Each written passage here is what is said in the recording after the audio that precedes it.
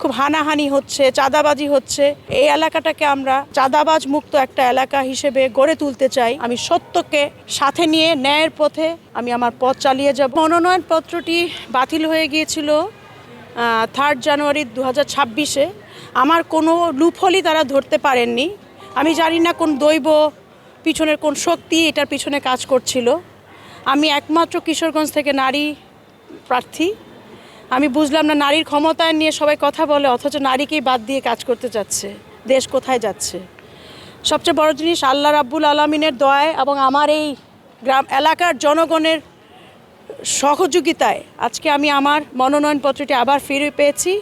আশা করি আমাদের এলাকার জনগণ যেভাবে আমাকে স্বতঃস্ফূর্তভাবে, যেভাবে আন্তরিকভাবে আমাকে বরণ করে নিয়েছে, যেভাবে আমাকে সহযোগিতা করছে, আমি ইনশাল্লাহ জয় নিয়ে আবারও আপনাদের মাঝে ফিরে আসব, সেটাই আশা করছি। আমার এলাকাটা খুব অধ্যুষিত এলাকা, আমার এলাকাটা হাওর এলাকা। এই এলাকার মানুষগুলো খুবই অসহায়, নিরীহ। আমি চাই আমার এলাকার উন্নয়ন করে এই নিরীহ মানুষদের পাশে, খেটে খাওয়া মানুষ, বৈষম্যহীন সমাজ গড়ে তোলার চেষ্টা করব ইনশাল্লাহ। হাওরকে করব একটি ডিজিটাল হাব হিসেবে সারা বাংলাদেশে পরিচিত করার আমার একটি ইচ্ছা এবং পরিকল্পনা আছে।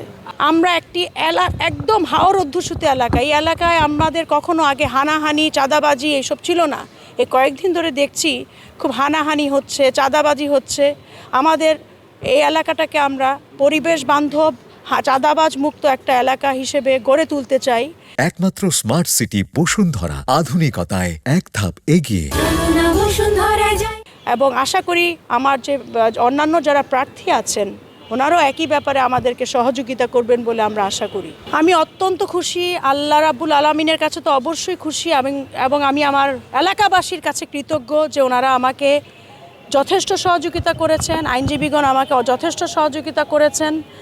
আসলে আমাকে তো এটা আমার কোনো বড় ধরনের কোনো ছিল না, এটা ইচ্ছাকৃতভাবেই করেছে, সেটাও বুঝতে পেরেছি। যারা আমার এই জনগণগুলো সাইন দিয়েছে তাদেরকে বলেছে তারা নাকি সাইন দেয়নি, যেটা উদ্দেশ্যমূলক। আমার এই লোকগুলো এসছেন এত কষ্ট করে, যে তারা স্বীকার করেছেন যে ওনারা সবাই সাইন দিয়েছেন।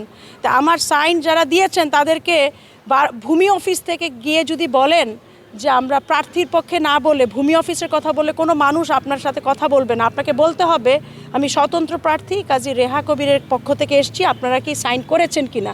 এই কথাটা বলেননি, যেটা খুব দুঃখজনক। এবং ওনারা আজকে প্রমাণ করে দিয়েছেন যে আমি মিথ্যার উপরে দাঁড়িয়ে আমি আমার নির্বাচন করতে যাচ্ছি না। আমি সত্যকে সাথে নিয়ে ন্যায়ের পথে আমার অধিকার আদায়ের জন্য আমি আমার পথ চালিয়ে যাব, আমি আমার কর্মকাণ্ড চালিয়ে যাব। এটাই আমার সবচেয়ে বড় আনন্দ এবং খুশি।